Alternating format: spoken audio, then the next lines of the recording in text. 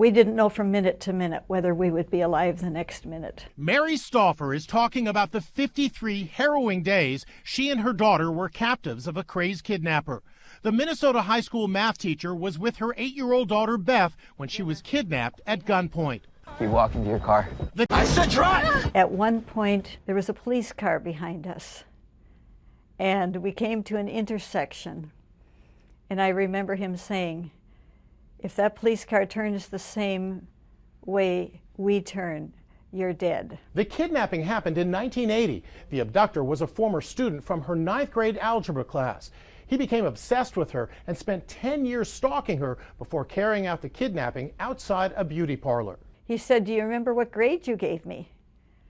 And I said, well, no, I don't, but it must have been an F for you to do this to me. Mary and Beth were kept chained inside a closet. There was a light bulb with a pull chain. There was a scatter rug on the floor and 2 small throw pillows. And that closet became our home for the next 7.5 weeks. Mary was repeatedly raped by her kidnapper. You'll make love to me the way you did to your husband. There are stories that begin in the middle of chaos, sirens blaring, lights flashing, people running. But this one begins in quiet. In a Minnesota suburb wrapped in spring sunlight, where the air smelled faintly of lilacs and the world felt gentle, familiar, and safe. If you love chilling crime stories, make sure to like and subscribe to this channel where we give daily updates of chilling crimes.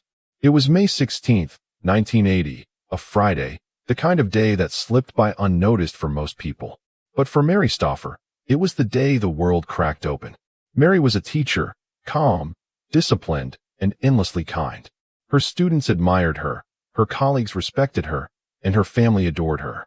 She was the kind of woman who made life predictable in the best way. Mornings spent preparing lessons, afternoons helping her daughter with homework, evenings cooking dinner with her husband, Irv. To anyone looking in, her life was perfectly ordinary and perfectly good. But sometimes, the most ordinary lives hide the most extraordinary tragedies waiting to unfold. That morning, Mary was running a few errands with her 8-year-old daughter, Beth.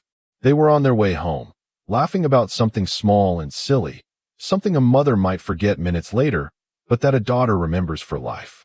They pulled into a parking lot, unaware that someone was already waiting. Someone who had been waiting for years. A man approached them quietly, his face calm, but his eyes fixed, unblinking.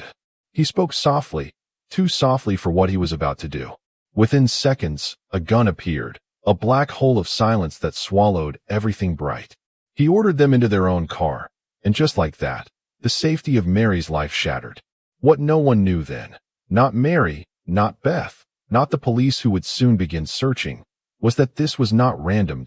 This man was Sen Shiue, a name that would soon become synonymous with obsession.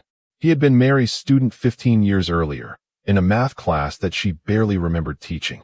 To her, he had been just another teenage boy, quiet, intense, but unremarkable. To him, she was everything. The woman he could never forget. The figure he would build an entire secret world around. Over the years, while Mary built a life filled with love, Shiue built a fantasy. He followed her moves, tracked her name, and dreamed of the moment he could finally take control. In his mind, their story had never ended. It had only been waiting to begin again. Now, that fantasy was unfolding in real life. Mary and Beth were trapped inside their own car, the hum of the engine almost drowning out the terror in their hearts. Shiue drove with terrifying calmness, weaving through streets like a man following a map only he could see. Mary's mind raced. How could this happen here, in her quiet town? How could someone she barely remembered have planned something so dark for so long? Hours passed before they stopped. Outside a suburban home that looked painfully ordinary from the street. No one passing by would guess that inside, 2 lives were about to be rewritten in fear and survival. Shiue forced them inside. He had prepared for this moment for years. The tools, the hiding place, the plans. It wasn't chaos. It was precision. And that made it even more terrifying. As the hours turned to days, and the days into weeks, the outside world began to stir. Mary's husband, Irv, reported her missing. Flyers went up. Police searched the roads, the woods, the rivers, anywhere a car might have veered off. The case of the missing teacher and her daughter dominated local news, but there were no leads, no witnesses, no signs of struggle. It was as if they had vanished into air. Inside that quiet house, Shiue watched the reports with twisted satisfaction. He had built a fantasy in his mind for 15 years, and now it was real. He controlled it. He controlled them. But what he didn't understand was that beneath Mary's calm surface was an unbreakable will. She was terrified, yes, but she was also patient. She knew that panic would kill them faster than fear ever could. And so she waited. She studied. She planned. Weeks turned into months. The town began to mourn quietly, assuming the worst. Friends left flowers at the church. Her students whispered her name in past tense. But Mary was still alive. And somewhere deep inside her, a plan was forming. One that would not only save her and her daughter, but bring a man's years of delusion crashing down. By the time investigators finally uncovered the first real lead, it would shock them to their core. Because the truth about who took Mary wasn't just horrifying, it was unimaginable. What they were about to discover wasn't the story of a random crime. It was the story of a mind that had been waiting, watching, and planning for over a decade. Long before the day of the kidnapping, their paths had crossed once, in a classroom filled with chalk dust and quiet ambition. It was 1965. Mary Stauffer was in her mid-20s, newly married, full of purpose, and teaching algebra at Alexander Ramsey High School in Minnesota. Her students liked her calm patience, her soft-spoken encouragement. Among them sat a teenage boy named Sen Shiue, quiet, observant, and unervingly intense. He was different from the others. While most students joked and whispered, Shiue watched. His gaze lingered too long. His questions veered from curious to personal, and his admiration blurred into something darker. Mary, like most teachers, assumed it was a harmless crush. She smiled politely, offered distance where she could, and went on with her life. But to Shiue, that distance only made her more unreachable, and therefore, more desirable. When the school year ended, Mary forgot about him. But he never forgot her. For the next 15 years, her image became his obsession. He carried her name like a secret. He imagined conversations that had never happened, a relationship that never existed. And slowly, that fantasy began to take over the real world he lived in. He followed her through records, directories, memories of mutual acquaintances. He built a map of her life in his mind, where she might be, what she might look like years later, how her voice might sound. He collected her like a ghost he refused to release. And as time passed, his thoughts stopped being about admiration and became about control. By 1980, Shiue was no longer a lost boy with a crush. He was a man consumed by delusion. He lived a solitary life, worked in isolation, and spent his nights replaying the same narrative, one where he and Mary were meant to be together, no matter the cost. His obsession wasn't fueled by love, but by power. He wanted to possess what he believed he was owed. And so, in the quiet months leading up to May of that year, he began to plan. He bought supplies. He watched her home. He learned her schedule, her routines, the way she smiled when she held her daughter's hand. Every piece of information became part of a twisted blueprint, not for a crime of impulse, but of intent. When he finally acted, it wasn't a random encounter in a parking lot. It was the culmination of 15 years of fixation. He had rehearsed it in his mind countless times. How he'd approach, what he'd say, how he'd make her listen. But in that rehearsal, Mary had never resisted. She had never shown fear. Reality didn't follow his script. Inside that small suburban house, the line between fantasy and truth began to blur. Shiue believed that now, at last, they were together, that his story had found its perfect ending. But for Mary, it was just the beginning of survival. She knew him as a former student, but she didn't know the years he'd spent obsessing, watching, waiting. Each moment in captivity, she studied him quietly, trying to understand the mind behind the madness. And what she saw terrified her even more than the man himself, a person completely convinced that what he was doing was justified. Outside, investigators were still grasping in the dark. There were no fingerprints, no witnesses, no ransom notes. No sign that this mother and her daughter had simply vanished. Until, one evening, a new thread appeared. A strange phone call, a trace that didn't belong. It wasn't enough to find them yet, but it was the first small crack in the silence. And with that crack came the first glimpse into a secret that had been festering for years. A secret no one could have imagined living so close to home. The house on the quiet suburban street looked ordinary from the outside. White siding, a neatly trimmed lawn. Nothing to suggest that behind those walls, a mother and her 8-year-old daughter were living in a nightmare that seemed endless. But inside, hidden beneath the basement floor, was a space that few could imagine. A small, suffocating chamber built by a man who believed he could control reality itself. This was where Mary and Beth Stauffer were held. For 53 days. 53 days of silence, manipulation, and psychological warfare, all designed to make them submit to the world Sen Shiue had created in his mind. The space itself was barely big enough for two people to stretch out.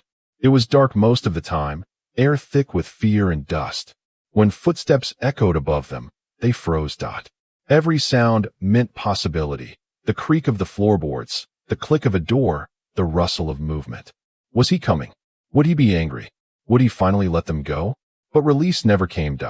Shiue had built this prison to keep them close, not to hurt them, but to own them.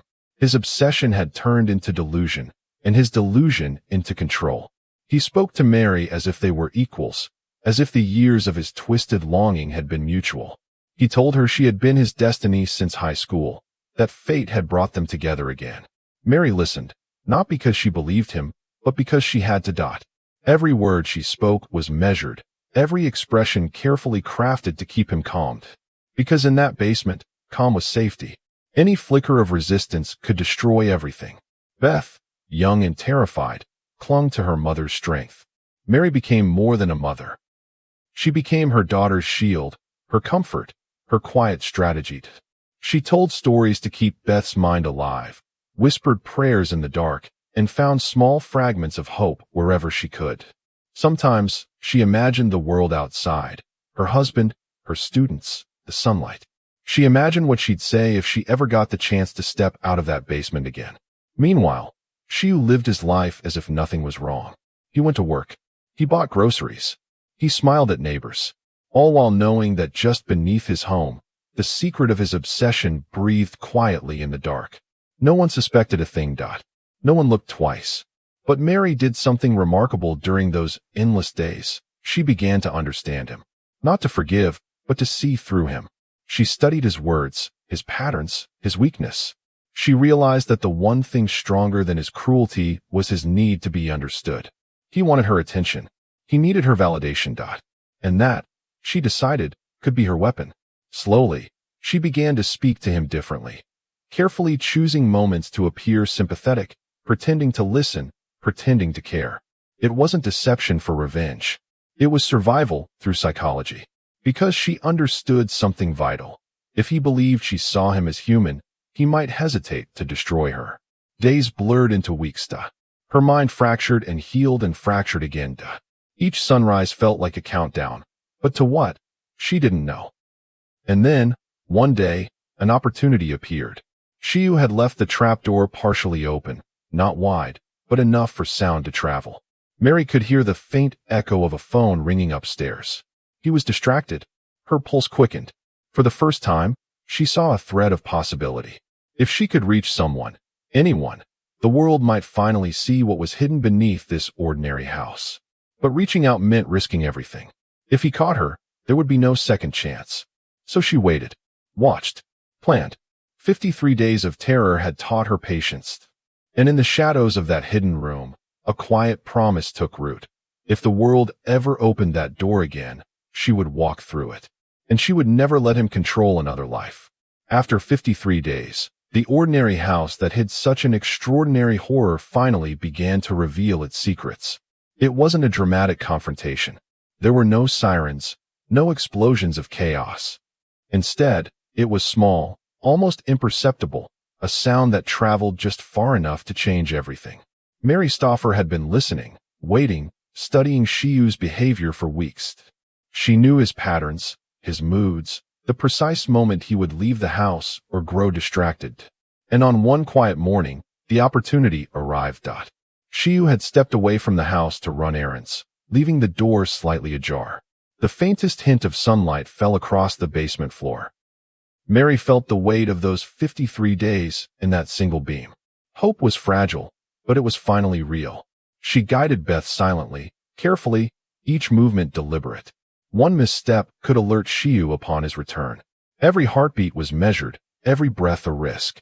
And yet, in that quiet fear, Mary felt clarity, the clarity of a mind honed by survival. When they emerged, it was into a world that had almost forgotten them. The streets seemed wider, the sunlight sharper, the air almost too bright. Neighbors passed by, unaware of the lives that had been confined beneath their eyes for nearly 2 months. Mary did not hesitate. She ran to the nearest phone, her hands trembling, voice quivering, and finally spoke the words that would bring the police rushing in. "We've been held. We need help." Authorities arrived quickly, and for the first time, the full scope of Shiue's obsession became cleared. The basement, once invisible, was now the center of national attention. Police were stunned by the meticulous care with which the space had been constructed. It wasn't just a hiding place.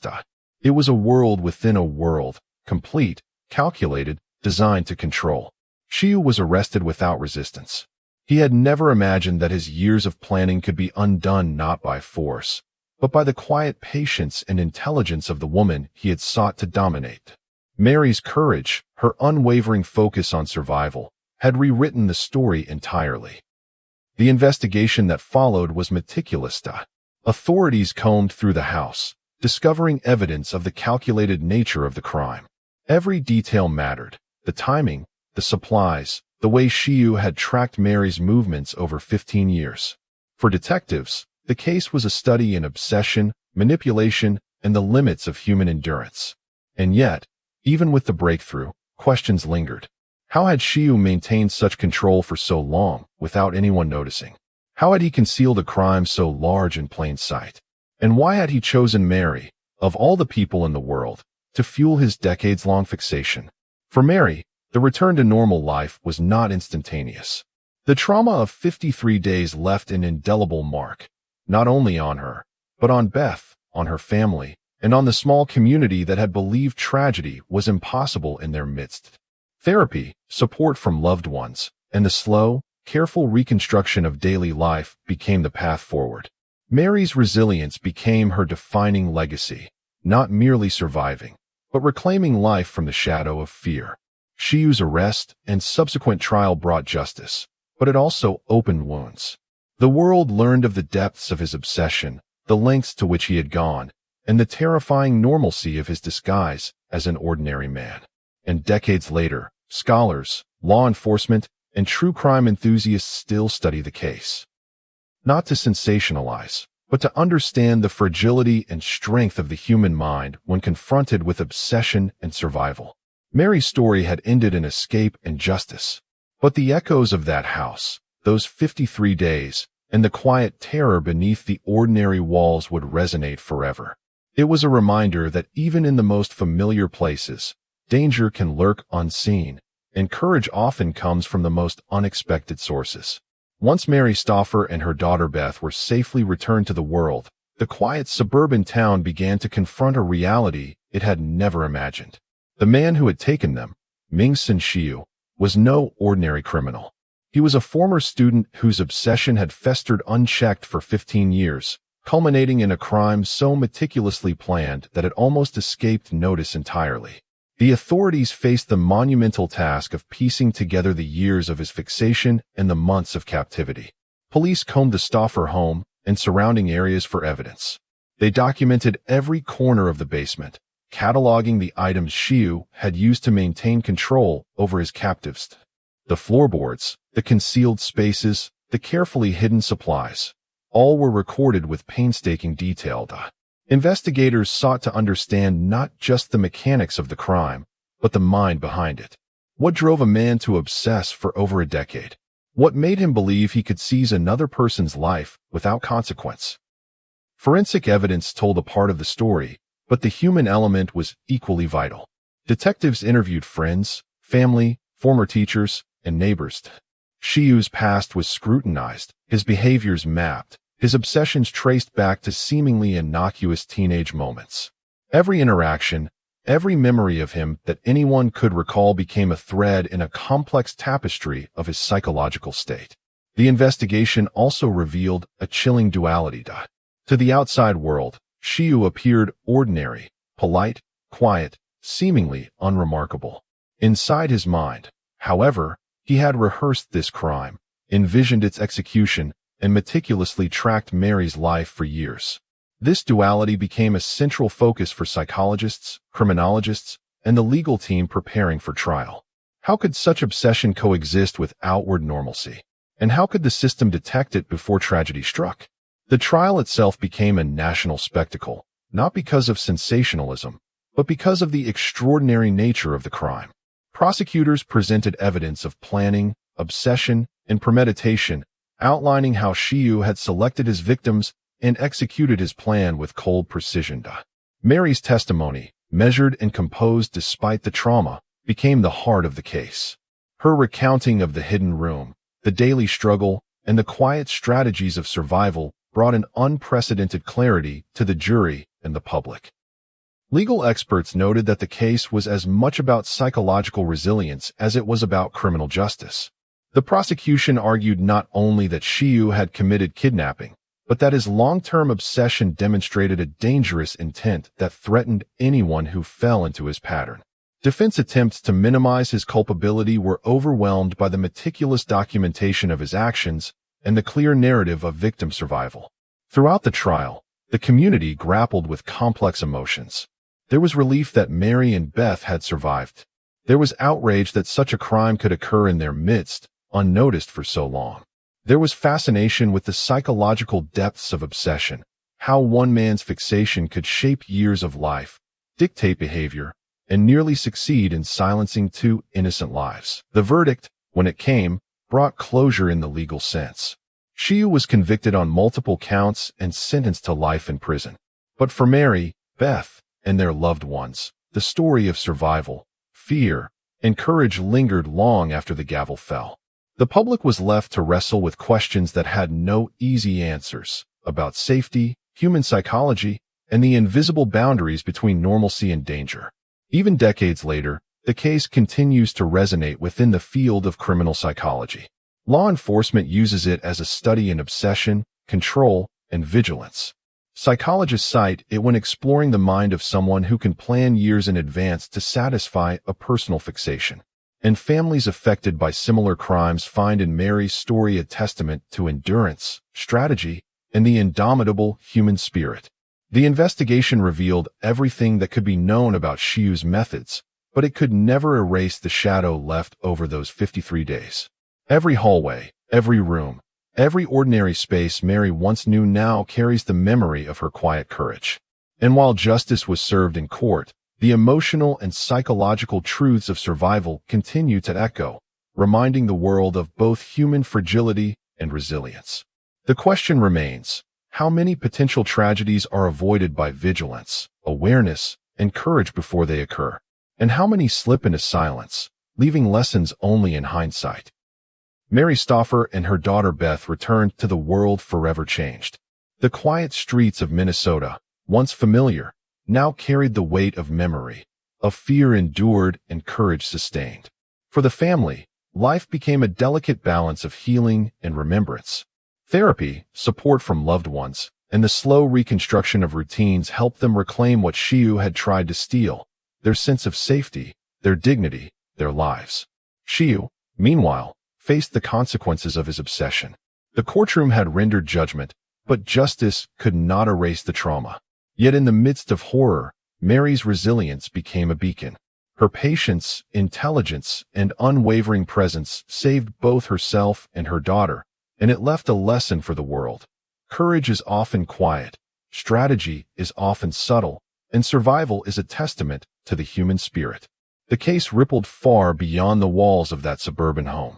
Law enforcement studied it as a blueprint of premeditated obsession. Psychologists examined the mind of a captor and the strength of a survivor.